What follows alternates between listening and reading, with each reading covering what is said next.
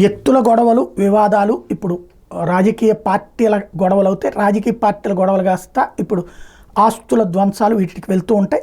ఇప్పుడు తాజాగా పొన్నూరు ఎమ్మెల్యేగా మళ్ళీ గెలిచినటువంటి నరేంద్ర అక్కడ తన మీద పోటీ చేసినటువంటి ప్రత్యర్థి అయినటువంటి అంబటి మురళి, ఎవరైతే మాజీ మంత్రి అంబటి రాంబాబు సోదరుడికి సంబంధించిన ఒక వెంచర్ మీద తీవ్ర ఆరోపణలు చేశారు. 2015లో 2 సెల్లార్లు 5 ఫ్లోర్ల కోసం అనుమతి తీసుకున్నారు. ఒక అపార్ట్మెంటు గ్రీన్ గ్రేస్ అపార్ట్మెంట్, ఇది గుంటూరు నగరం నడిబొడ్డున నిర్మాణం జరుగుతుంది. 2017లో 15 ఫ్లోర్లకు అనుమతి అడిగారు. ఇప్పటి వరకు వాటికి ఎట్లాంటి అనుమతి లేదు. ఈ వెంచర్ వెనక పక్కన రైల్వే ట్రాక్ వెళ్తుంది. రైల్వే పట్టాల నుంచి 75 అడుగుల దూరం వదిలి పెట్టాలని రైల్వే శాఖ ఎన్ఓసి ఇచ్చింది. రైల్వే ఎన్ఓసికి భిన్నంగా అక్కడ నిర్మాణాలు జరుగుతున్నాయి. సరైనటువంటి అనుమతులు లేకుండా ప్రభుత్వానికి కార్పొరేషన్ అధికారులు మోసం చేస్తుంటే అధికారులు ఏం చేస్తున్నారు? Fire, environment, air traffic, NOC, mining cess, insurance policy ఉండాలి, ఏ ఒక్కటి లేవు. అధికారులు వాళ్ళతో కుమ్మక్కయ్యారు. సుమారు 500 మందికి పైగా వినియోగదారులు మోసం చేశారు. సామాన్యుడి మీద ప్రతాపం చూపించే అధికారులు వీళ్ళ మీద ఎందుకు యాక్షన్ తీసుకోవట్లేదు అంటూ నిలదీశారు.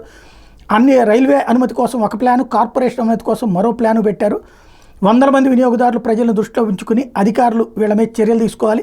ఇన్ని లోపాలు ఉన్న ఇప్పటికే నిర్మాణం చేయబడ్డానికి కారణం ఆయన అధికారుల మీద చర్యలు తీసుకోవాలి అంటూ చెప్పుకొచ్చారు. ఇప్పుడు దాంతో హైడ్రా తరహాలో కొనుగోలు చేసినటువంటి వాళ్ళు ఇప్పుడు ఏమవుతారు అనేది చూడాలి. అలాగే ఎట్లాగ అధికారులు ఇప్పటిదాకా చూస్తూ ఊరుకున్నారన్నటువంటిది కూడా పెద్ద సమస్య.